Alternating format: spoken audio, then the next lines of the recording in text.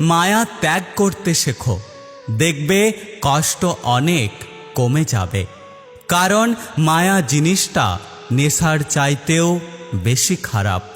যে মানুষটা কাউকে কষ্ট দিতে পারে না, সেই মানুষটাকেই সবাই মিলে যত্ন করে কষ্ট দেয়। সব কথা ভুলতে নেই, সময় বুঝে ফেরত দেওয়ার জন্য হলেও কিছু কথা মনে রাখতে হয়। নিজেকে দুদিন আড়াল করে দেখুন, 3 দিনের মাথায় আপনাকে আর কেউ মনে রাখবে না।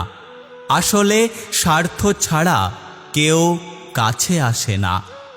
আঁকড়ে ধরার জন্য রূপ সৌন্দর্যের প্রয়োজন হয় না, পাশাপাশি চলার মতো বিশ্বস্ত একটা মানুষই যথেষ্ট।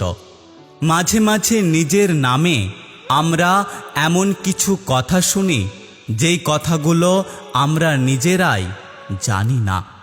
মিথ্যুক, হিংসাপরায়ণ আর মুখোশধারী মানুষদের থেকে দূরে থাকুন। এরা নিজে শান্তিতে থাকতে পারে না, তেমনি অন্যকে শান্তিতে থাকতে দেয় না।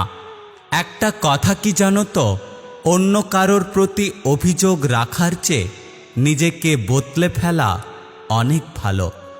সবাই বলে সতী আর দ্রৌপদী এই দুটো নারীর জন্যই রামায়ণ এবং মহাভারত হয়েছিল, কিন্তু কেউ এটা বলে না যে নারীকে সম্মান না করার জন্য হয়েছিল।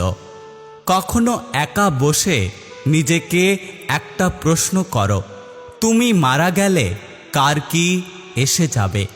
যাদের এসে যাবে তাদের খেয়াল রেখো, আর বাকি সবাইকে ছেড়ে দাও।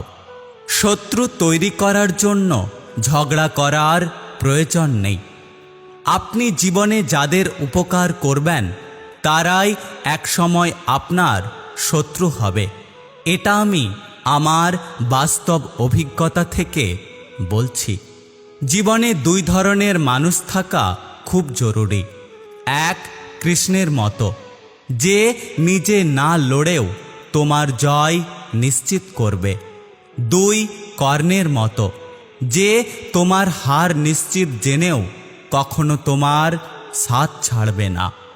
একটা কথা কি জানো তো, উপকার করলে শরীরের ছাল থাকে না।